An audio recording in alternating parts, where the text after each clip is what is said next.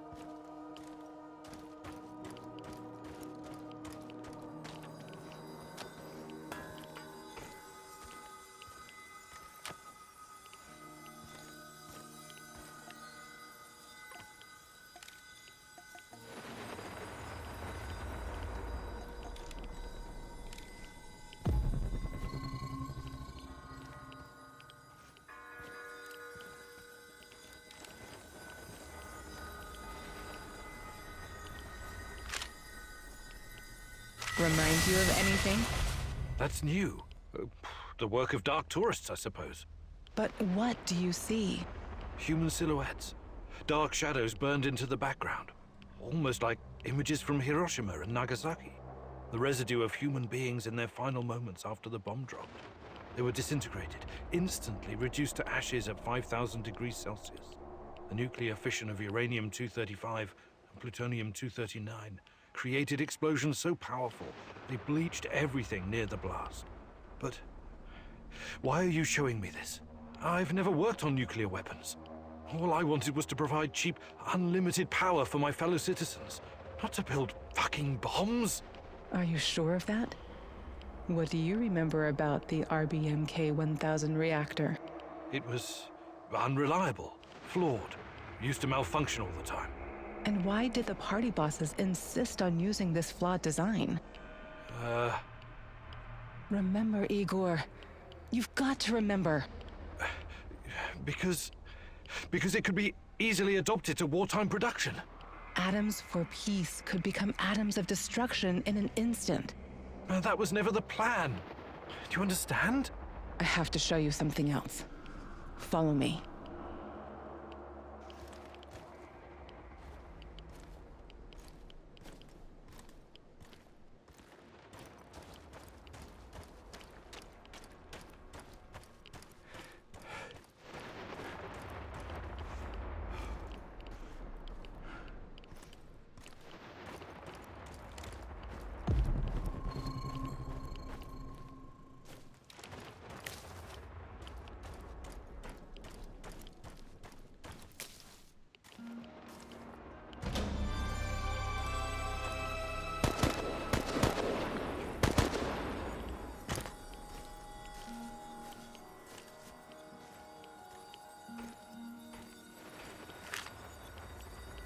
The Russian woodpecker, steel yard, Moscow eye, a beast with many names. Duga 1, over the horizon radar. It was supposed to warn us about incoming nuclear missiles from the west. Impressive in size and very power-hungry. The array needed its own power plant to supply electricity. But at the end of the day, it's just a radar. It's a tool of war. Yet another step towards a never-ending arms race. So that's progress for you, Igor? And you've been a part of that, even if unwittingly. What are you talking about? Was that even all of it? What about the secret transmissions, mind control, KGB experiments? Why don't you tell me, since you seem to know so much about it? I wish I could, but I can't. You brought me here, and... Don't sulk, Igor. Use your brain. Unless I'm going crazy, and you're nothing but a voice in my head. Tanya? Tanya?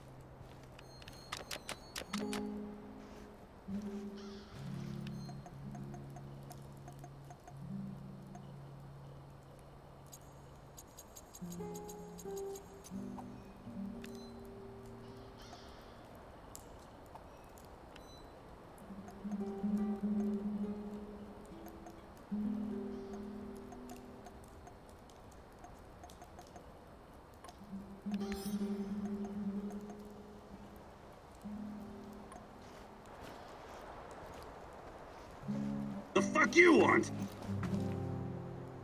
Mikhail, you... Half gathering? Perfect. Let's do it.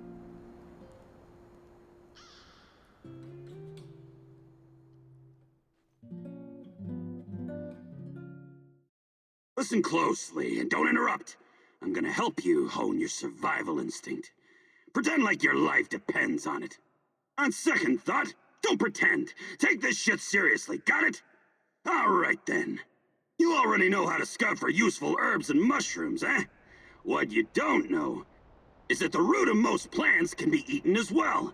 If it's not rotten and you pull the plant out efficiently, you have a good chance of getting some free food. How fucking great is that?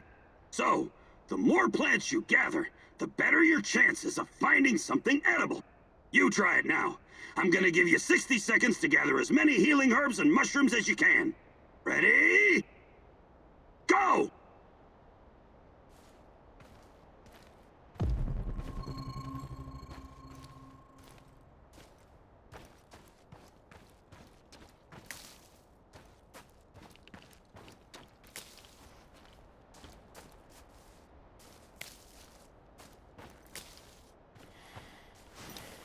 Seconds left! Run, Professor, run!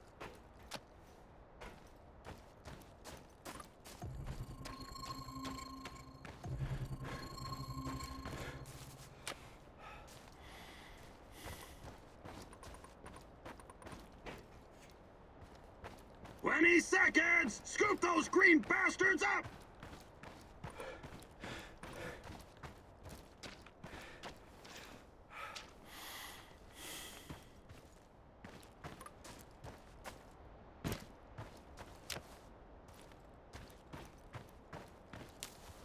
Only 10 seconds left.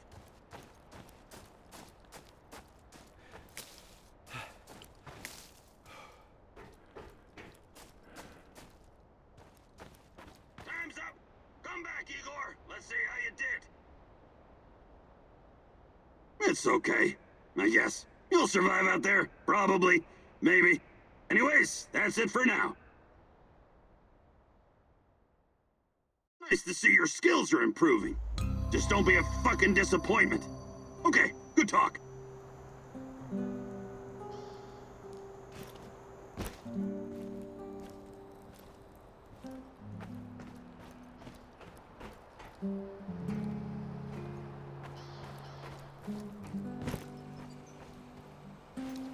Do you think you could find some time?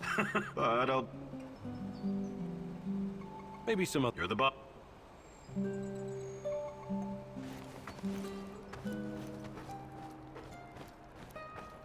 Hi, Igor. Is there something you wanted to ask? My name was Sasha before. My mother was Ukrainian. My deadliest no-good drunken excuse for a father was Russian. And I was born and raised in Moscow. I learned everything there was to know about the city's dark underbelly. I mastered surviving on the streets, became part of a gang, fended for myself, but I didn't do it alone. We always had each other, me and my brother Ruslan. I'm sorry. No kid should have to live that way. That's what happens when you trust the system. In the end, you can only rely on yourself and your comrades. What happened to Ruslan? Why isn't he with you? I'm still looking for him. It's a long story. I just need to figure out my next steps. Sure. I'll help out if I can. Hey. About what? I can show you a thing. Fantastic. I'm ready to learn.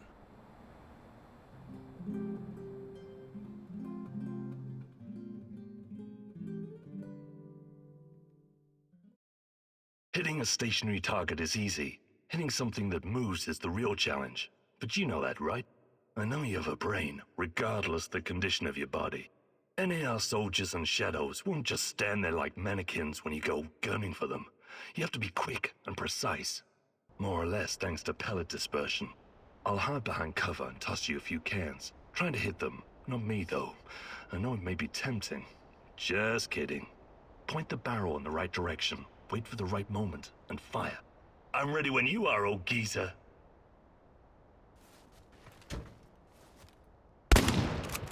Ready?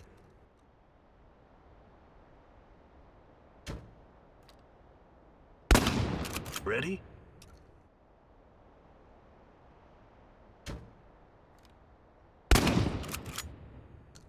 Tough luck, eh? At least you know what needs improving. Pretty much everything. Oh well. Good to see you're still in shape. It'll come in handy.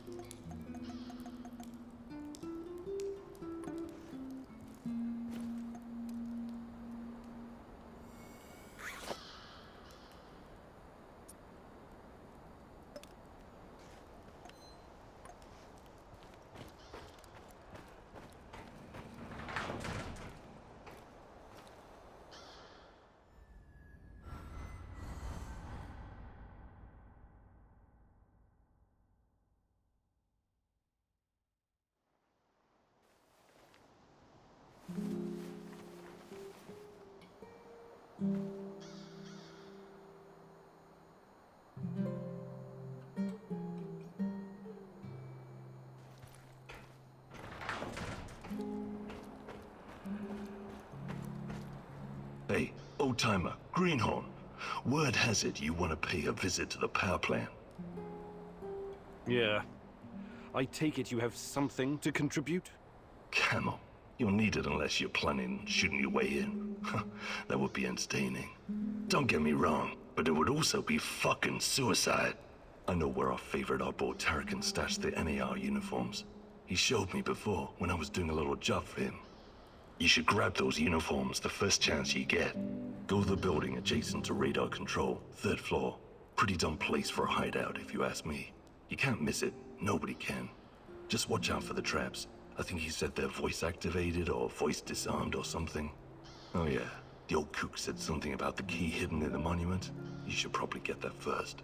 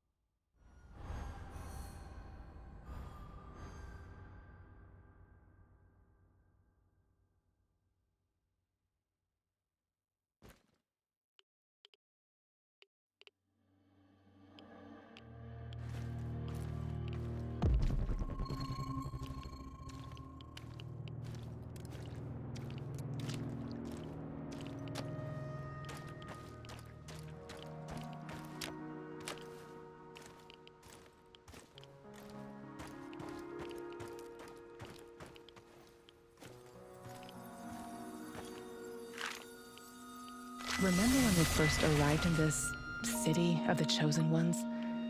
Semenov so badly wanted you on his team. You were handpicked from Leningrad Polytechnic. You and Boris.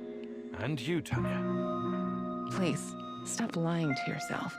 I was only invited here because of you. This was your adventure all along.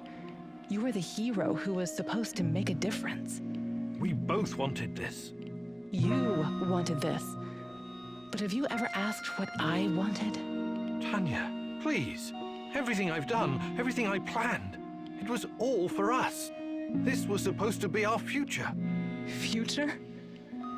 Let me show you the future.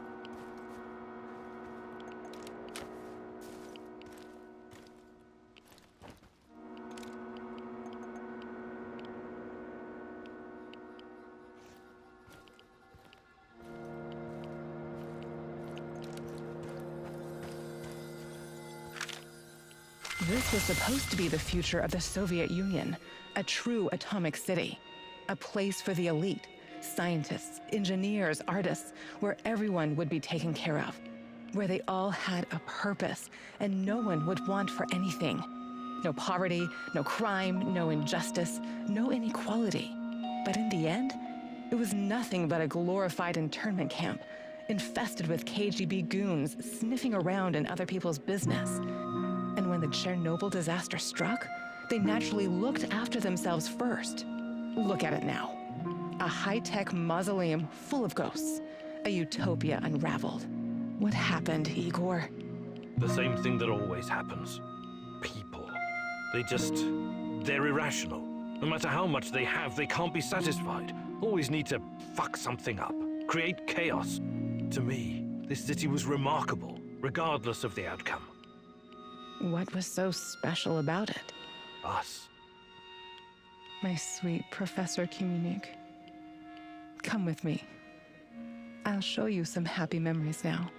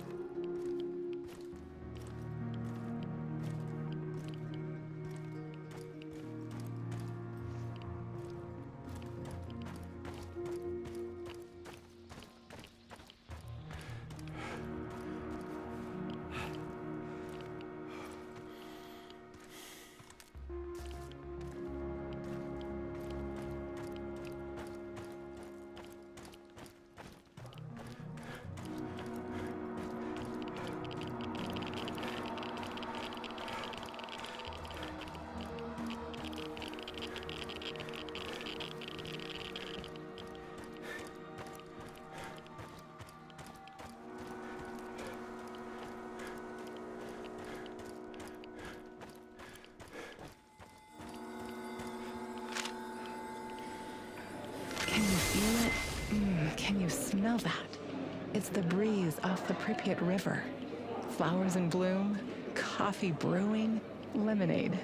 We ate dessert and read together in the grass. Yes. You always brought science fiction. What was the name of that author you liked? The Strugatsky brothers? Or Bulichov? Sometimes it felt like having a third person at the table. That was fun. Do you remember the roar of the hydroplanes cruising to Kiev? You used to take me there. It was a long time ago, but yes, I think so. Come winter, we'd go skating on the river, just like my childhood in Murmansk. You used to move so fast, like a torpedo, spooking those poor fishermen sitting by their holes in the ice. And I was such a horrible skater. You were the worst. But you had me. I would always hold your hand and keep you from falling. I wish you were doing that right now. I need you, Tanya, so badly. I know.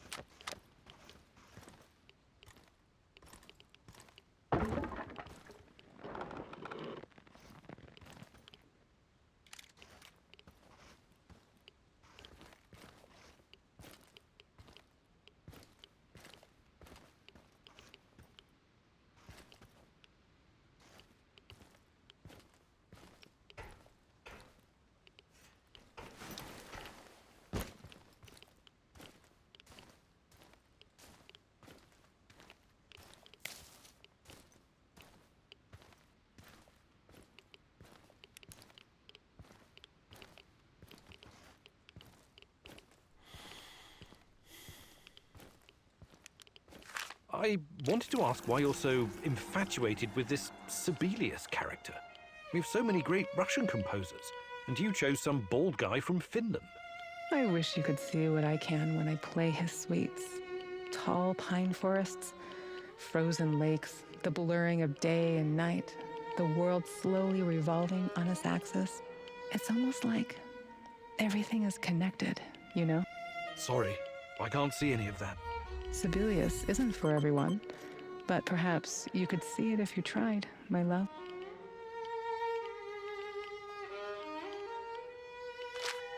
Why did you have to come?